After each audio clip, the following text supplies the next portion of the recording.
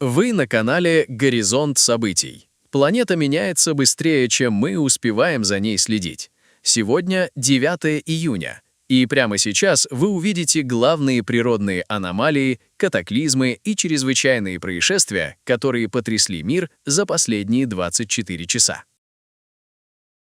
Мощный циклон обрушился на юго-западный Китай, заставив метеослужбу объявить наивысший красный уровень опасности из-за угрозы горных паводков. За несколько часов улицы района Хэчуаня в китайском муниципалитете Чунцин превратились в бурные реки, а уровень воды в низинах поднялся до отметки в 2 метра. Городские магистрали ушли под воду, полностью заблокировав движение транспорта, из-за чего десятки легковых автомобилей и грузовиков оказались затоплены по самую крышу или просто смыты сильным течением. Стихия заставила местные власти закрыть коммерческие предприятия, рынки и офисы, остановив привычную жизнь района. В одном из кварталов Хэчуаня очевидцы успели вытащить из воды пожилую женщину с внуком, которых едва не унесло мощным течением прямо посреди улицы. В пострадавших микрорайонах сотрудники экстренных служб круглосуточно патрулируют затопленные улицы на надувных и моторных лодках, вывозя заблокированных в домах жителей в безопасные зоны. Трагическая авиакатастрофа в Доминиканской республике. В международном аэропорту Ла-Романе при заходе на аварийную посадку разбился и взорвался частный бизнес-джет.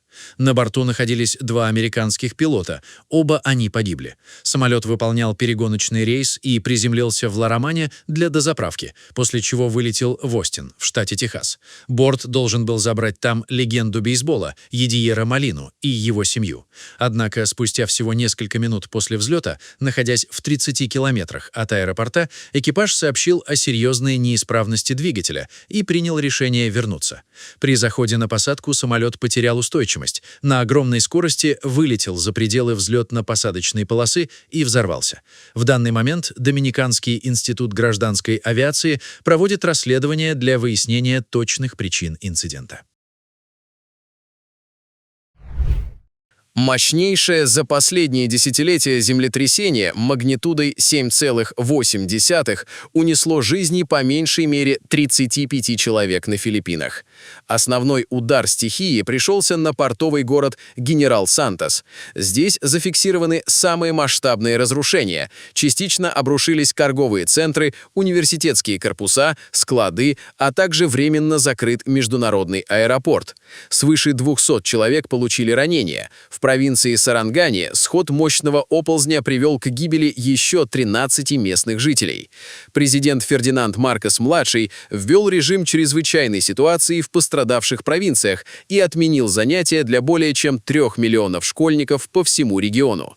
Сейсмологи уже зафиксировали более 200 авторшоков магнитудой до 6,7, из-за чего спасательные службы пока не могут начать полноценную оценку устойчивости уцелевших зданий.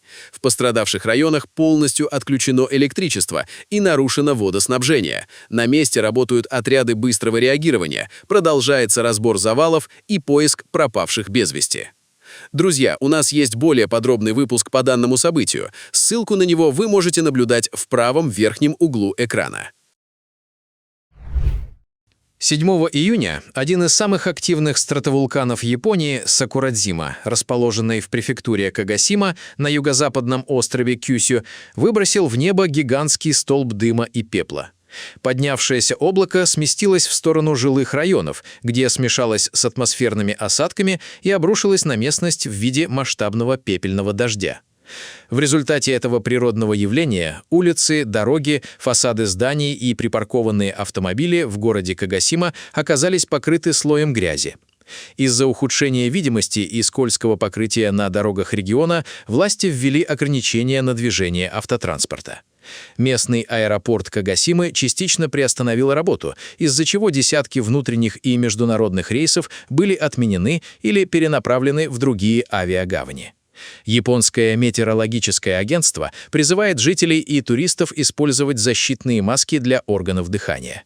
На данный момент в регионе сохраняется 3-й уровень вулканической опасности по 5-бальной шкале, который полностью запрещает приближаться к подножию горы из-за высокого риска повторных взрывов и выбросов раскаленных обломков породы.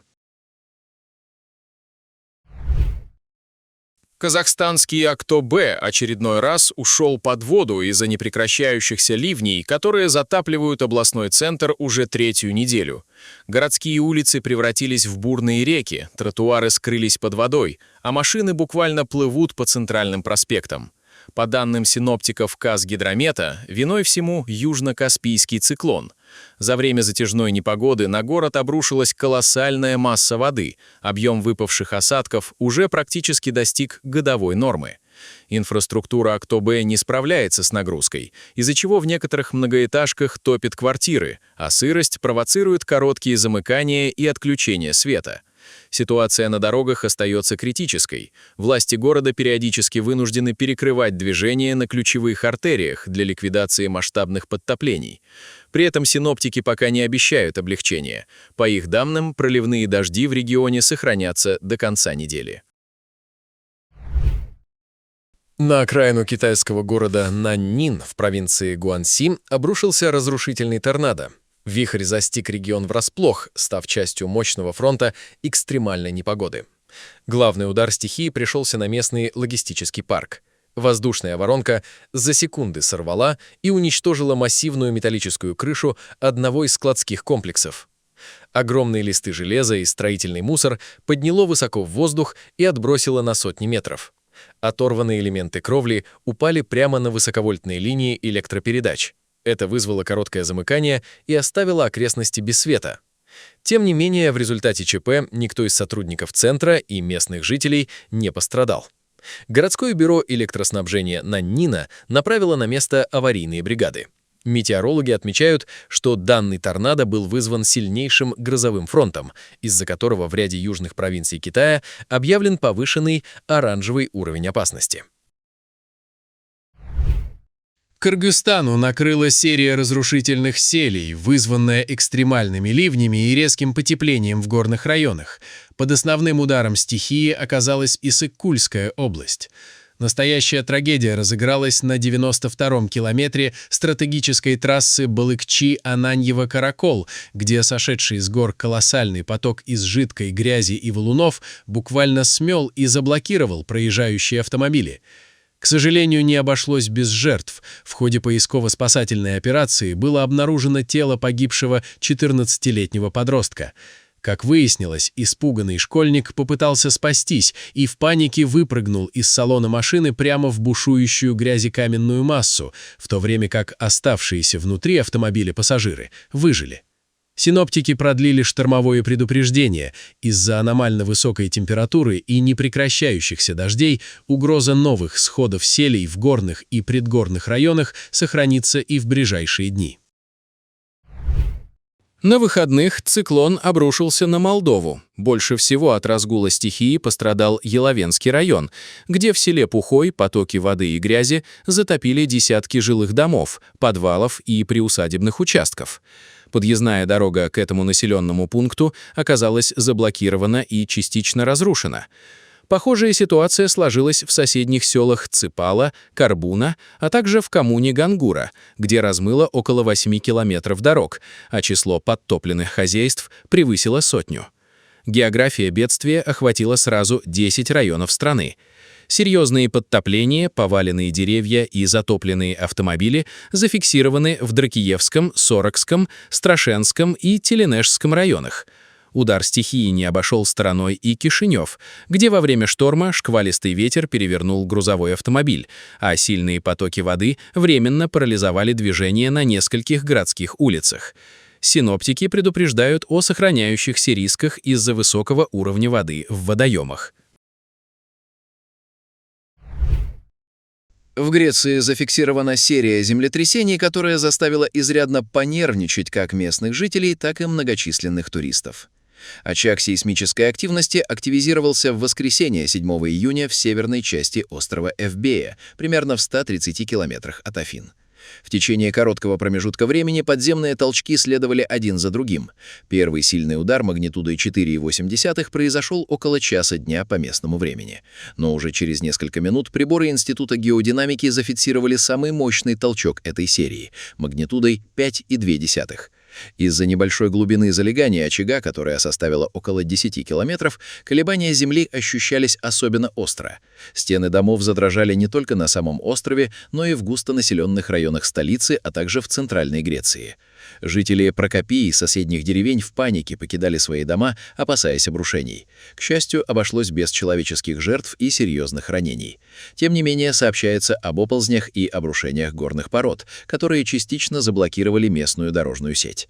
В некоторых населенных пунктах на старых каменных постройках и храмах появились трещины. В одном из домов рухнула стена. Греческие сейсмологи призывают население к спокойствию, заявляя, что данный разлом хорошо изучен, а подобные кластерные толчки — нормальное явление для этого региона. Тем не менее, сильные авторшоки продолжаются, в связи с чем в понедельник на севере ФБИ закрыли начальные школы. В американском штате Оклахома сильные ливни привели к внезапному наводнению, парализовавшему сразу несколько населенных пунктов в пригороде Талсы. За несколько часов в регионе выпало от 100 до 150 миллиметров осадков, что вызвало резкий подъем уровня воды и локальную гуманитарную катастрофу. Основной удар стихии пришелся на муниципалитеты Сент-Спрингс и Сапалпа. Потоки воды затопили жилые кварталы, заставив местных жителей в спешке покидать свои дома. Сообщается, что в некоторых районах Сент-Спрингс вода поднялась за пару часов по колено, затопив при этом гаражи, припаркованные автомобили и первые этажи зданий. На трассе 51 и шоссе 61 движение оказалось полностью заблокированным. В районе Сент-Спрингс была проведена сложная операция по спасению 3 человек, которые оказались на крыше своего полузатопленного грузовика, начавшего уплывать по течению. В Сапалпе из-за разлива ручья под водой оказались центральные улицы, а также городской парк. Американский Красный Крест развернул эвакуационный лагерь в общественном центре в Сент-Спрингс, куда свозят пострадавших из обоих городов. Власти Оклахомы призывают граждан отказаться от поездок и не пытаться пересекать затопленные участки дорог.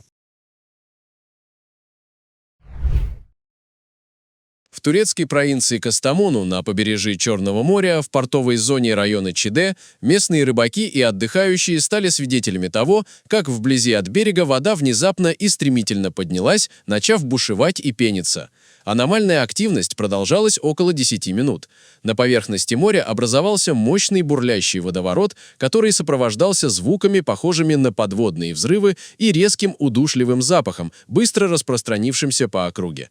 Глава кооператива водного хозяйства Чиде сообщил, что это хоть и редкое, но естественное явление, вызванное скоплением органических отходов на дне порта.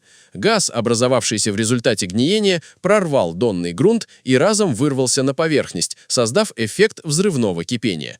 Сейчас обстановка в Чиде нормализовалась. Эксперты продолжают экологический мониторинг акватории. В Арском районе Татарстана, неподалеку от села Казанбаш, произошло крушение самодельного легкомоторного самолета, в результате которого погиб его 57-летний пилот.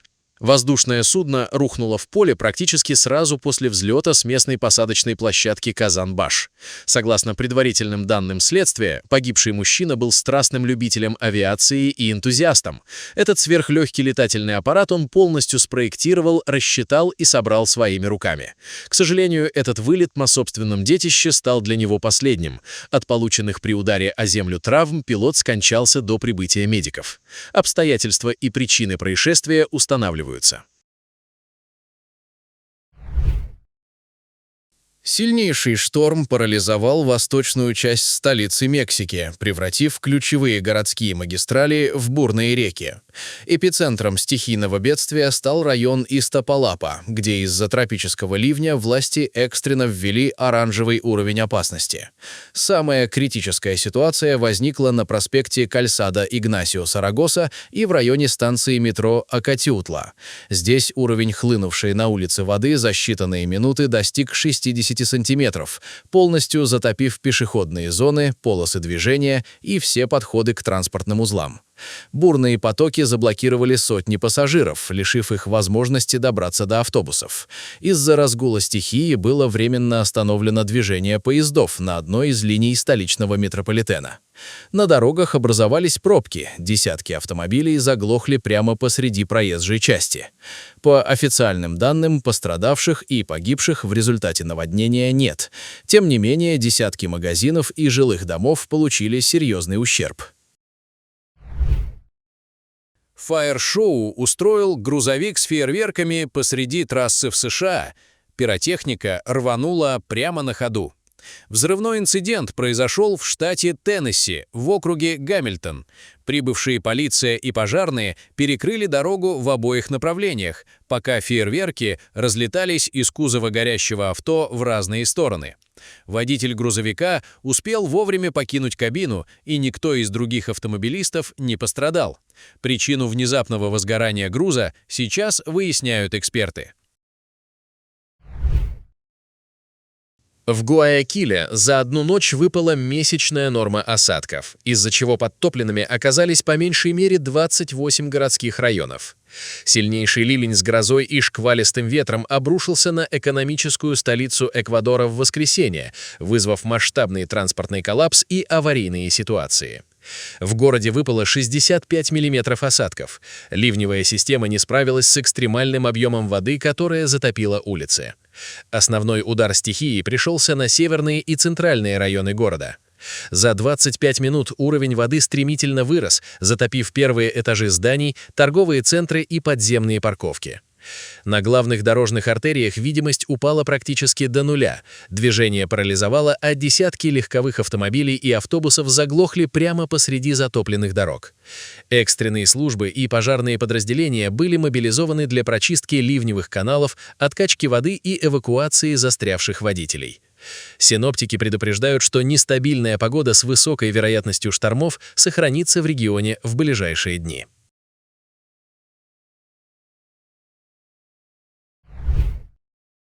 Мощный шторм обрушился на Болгарию. Грозовая система прошла над северо-западной частью страны, затронув области Монтана и Враца. В Монтане были зафиксированы сильный ливень, град и порывистый ветер. По данным гидрометеорологической станции, выпало 21 мм осадков. Менее чем за 15 минут улицы города превратились в настоящие реки, а многие автомобили были вынуждены остановиться и ждать, пока схлынет поток воды. Град прошел как над городом, так и над рядом населенных пунктов области, включая район села Горная Вереница. Во Врачанской области последствия непогоды также оказались серьезными. Проливные дожди вызвали выход из берегов местной реки, которая затопила село Лиляче. Сильные осадки сопровождались грозой и порывистым ветром.